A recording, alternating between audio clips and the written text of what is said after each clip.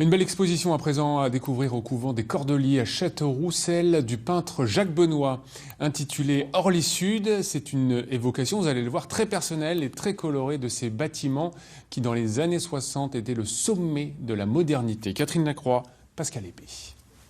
Je m'en vais dimanche à Orly, sur l'aéroport.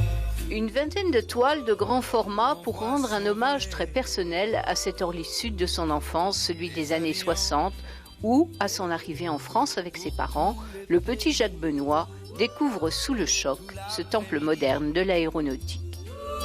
Il y a de quoi rêver. 40 ans plus tard, il entreprend une plongée dans sa mémoire pour y faire ressurgir les souvenirs d'alors, mêlant architecture, cinéma et musique. Dans une œuvre très colorée, aux frontières du réel, des cieux rouges, des personnages célèbres pour la plupart, comme autant de références à une époque, celle des 30 Glorieuses. J'entends les boïs chanter là-haut.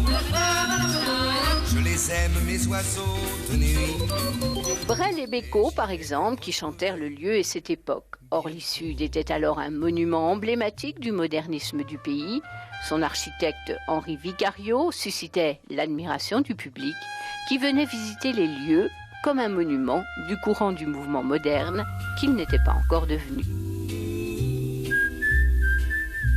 D'autres clins d'œil à la grandeur de la France, sa modernité, son futurisme, l'aérotrain de Jean Bertin figure en bonne place dans une de ses toiles. Vol Finnair 854. Tout ceci construit, coloré comme une image de film. Cadrage, contre-plongée, action, décor et personnages, à l'instar de Steve McQueen et Faye Dunaway, les deux acteurs de l'affaire Thomas Crown, classés en tête de la filmographie personnelle du peintre.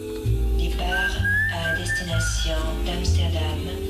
En bord. Au couvent des Cordeliers à Châteauroux, allez la voir, elle est très très belle cette exposition.